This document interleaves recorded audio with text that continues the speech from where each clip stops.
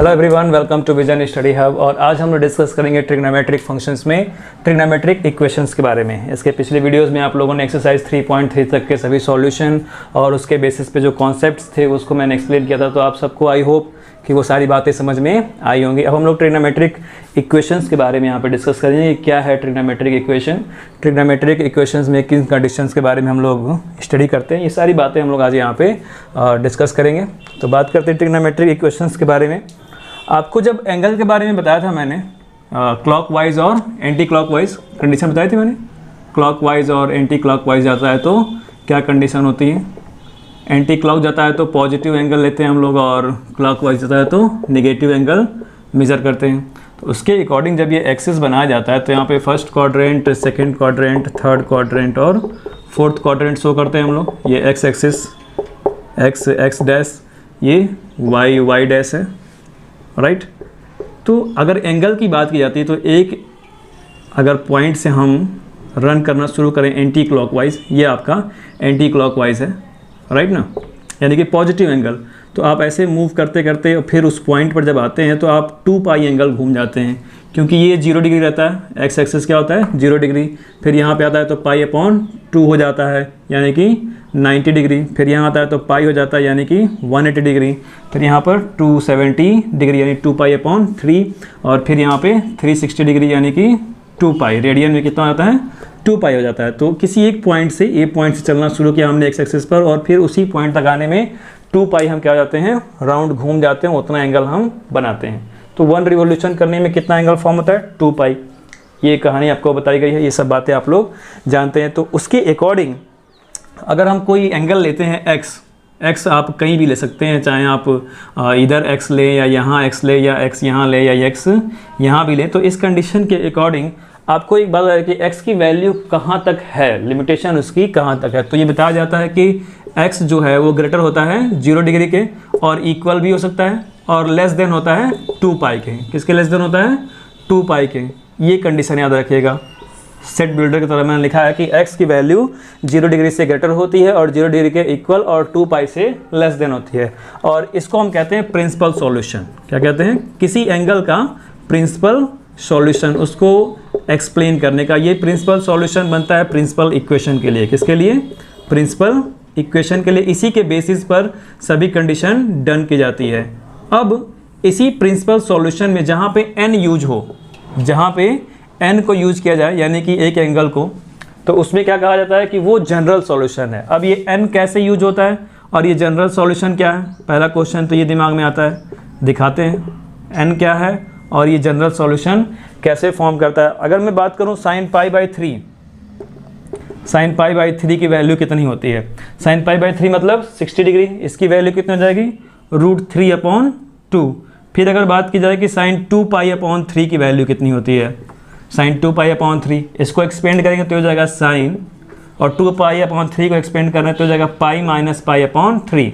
Calculate कर लीजिए, 3 से मल्टीप्लाई करेंगे 3 पाई, सब्ट्रैक्ट हुआ 1 पाई तो मिलेगा 2π/3, और पाई में से सब्ट्रैक्ट कर रहे हैं यानी 180 में से, तो 180 से जब आप सब्ट्रैक्ट करेंगे ये पाई है आपकी, तो आप इधर आते हैं तो सेकेंड क्वाड्रेंट में आते हैं। यहाँ पर क्या होता है, साइन और कोसेक पॉजिटिव होता है, राइट। जब साइन कोसेक पॉजिटिव हो गया और साइन पाई, जब पाई यहाँ पे है तो पाई के साथ की वैल्यू क्या होती है, चेंज नहीं होती, यानी साइन है तो साइन ही होगा, कॉस है तो कॉस ही होता है। तो साइन हो गया ये भी, और थीटा के रूप में क्या है π/3, और ये निगेटिव नहीं होगा क्योंकि ये सेकंड क्वाड्रेंट में आ रहा है। सेकंड क्वाड्रेंट में क्या है, साइन कोसेक पॉजिटिव रहता है। इतनी स्टोरी मालूम है।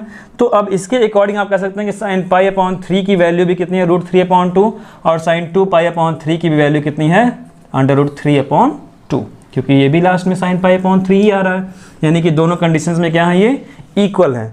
इससे एक कंडीशन मिलती है कि कहीं पर भी कोई भी एंगल इस फोर्थ क्वाड्रेंट के अकॉर्डिंग ले तो सेकंड मतलब कि किन्हीं 2 क्वाड्रेंट में क्या होगा, उसकी वैल्यू पॉजिटिव होनी है। इसने बताया था मैंने आप लोगों को इससे पहले कि फर्स्ट क्वाड्रेंट में सभी पॉजिटिव, यहाँ पे साइन कोसेक पॉजिटिव, तो यहाँ भी तो साइन कोसेक पॉजिटिव, यहाँ भी पॉजिटिव, 2 जगह मिला कि नहीं मिला 2 क्वाड्रेंट में।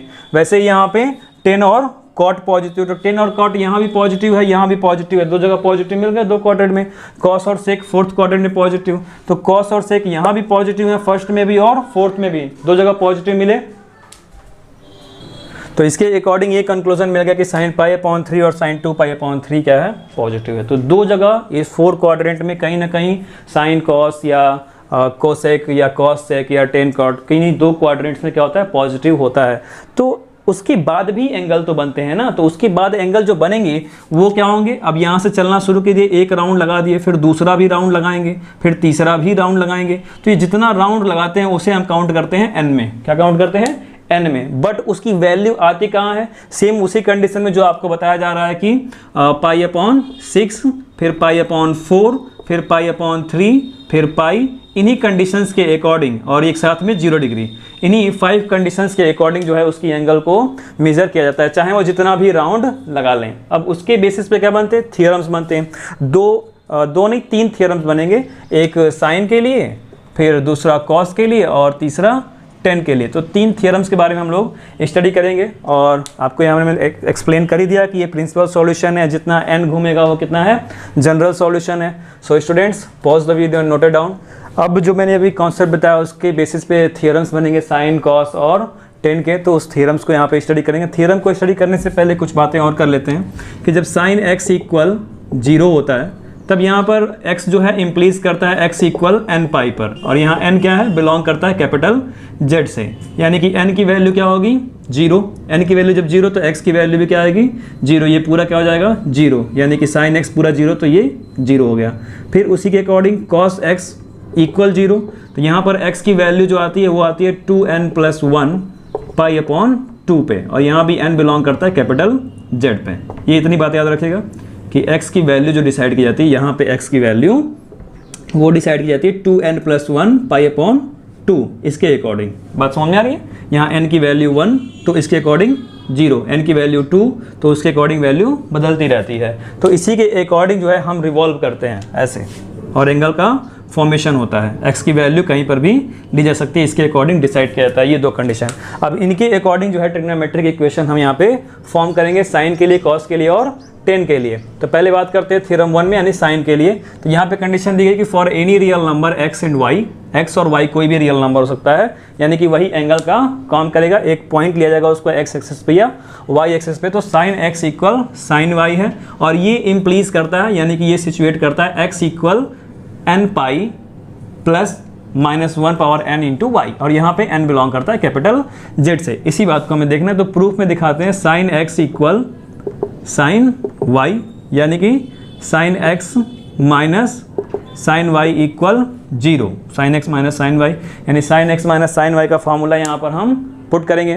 तो अब ये हो जाएगा 2 sine x plus y upon 2 sine x plus y upon 2 cos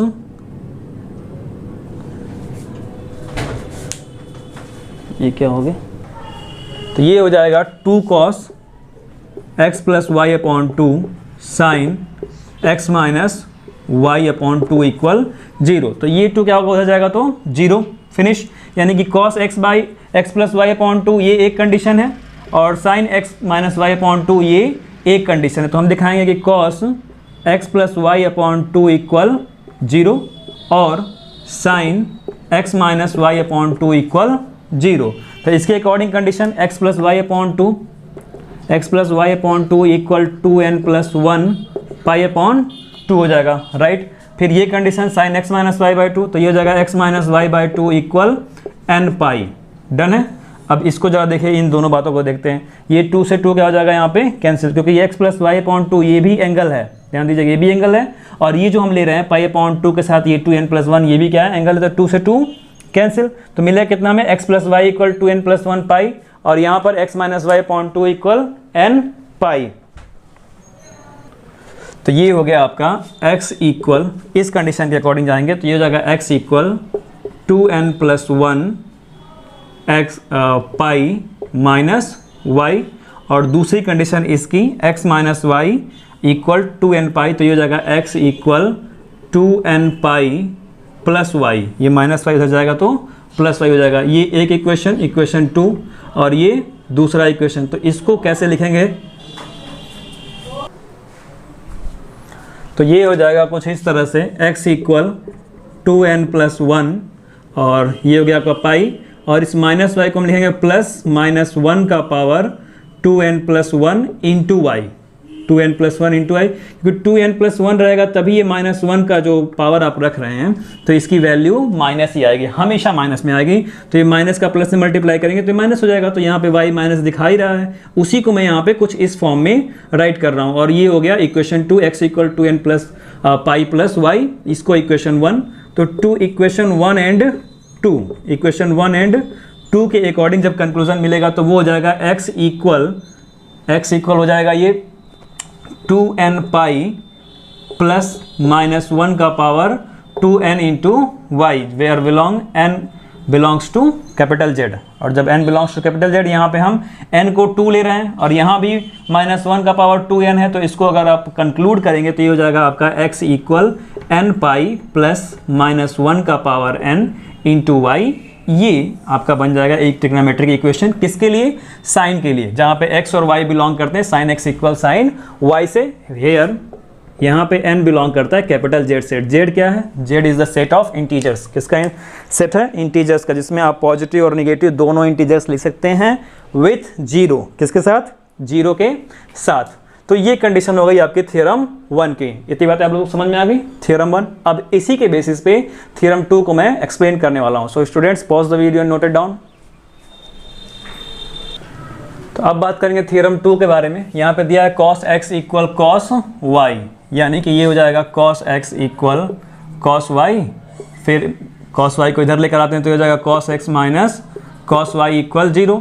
और cos x cos y का formula -2 sine x plus y upon 2 sine x minus y upon 2 equal 0, यानी कि -2 तो हो गया, उधर गया तो 0 हो जाएगा डिवाइड करेगा तो। So sine x plus y upon 2 equal 0 और sine x minus y upon 2 equal 0। तो ये हो जाएगा आपका x plus y upon 2 equal n pi. किस वजह से? साइन में होने की वजह से। ये भी आपका हो जाएगा x minus y upon 2 equal n पाई।